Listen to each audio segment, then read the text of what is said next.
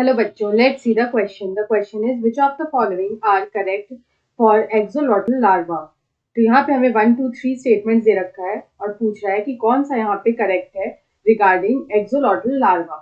Option A is 1, 2 and 3, option B is 1 and 2, option C is 2 and 3 and option D is only 3. तो यहाँ पे अगर हम लोग बात करें अबाउट एक्सोलॉटल लार्वा की, तो यहाँ पे ये जो एक्सोलॉटल लार्वा है ये यहाँ पे किसमें मिलता है, तो यहाँ पे ये हमें देखने को मिलता है इन टाइगर सैलमेंडर. टाइगर सैलमेंडर का जो लार्वा होता है उसको हम लोग बोलते हैं एक्सोलॉटल लार्वा. तो यहाँ पे अगर हम लोग एक्सोलॉटल लार्वा की बात करें तो यहाँ पे इस तरह का जो लार्वा होता है ये यहाँ पे अडल्ट में चेंज नहीं होता है. तो यहाँ पे हम लोग बोल सकते हैं कि it remains in larval form. ये लार्वल फॉर्म में ही होता है और ये अडल्ट फॉर्म में चेंज नहीं होता है. और लार्वल फॉर्म में रहते ही ये सेक्सुअली एक्टिव हो जाता है. इट बिकम्स सेक्सुअली एक्टिव या फिर हम बोल सकते हैं सेक्सुअली मैच्योर हो जाता है और यहाँ पे ये रिप्रोडक्शन स्टार्ट कर देता है.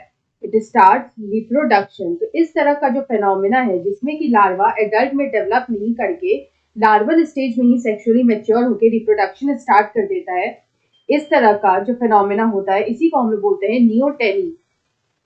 नियोटेनी और पेडोजेनेसिस. इसी फेनोमेना को हम लोग बोलते हैं नियोटेनी और पेडोजेनेसिस. उसके बाद अगर हम लोग यहाँ पे बात करें कि जब थायरॉक्सिन के एब्सेंस में यहाँ पे मेटामॉर्फोसिस ये शो करता है, अगर हम लोग यहाँ पे एक्सोलॉटल लार्वा की बात करें तो यहाँ पे जो थायरॉक्सिन इफेक्ट होता है उसके एब्सेंस में यहाँ पे ये शो करता है मेटामॉर्फोसिस. It shows Metamorphosis.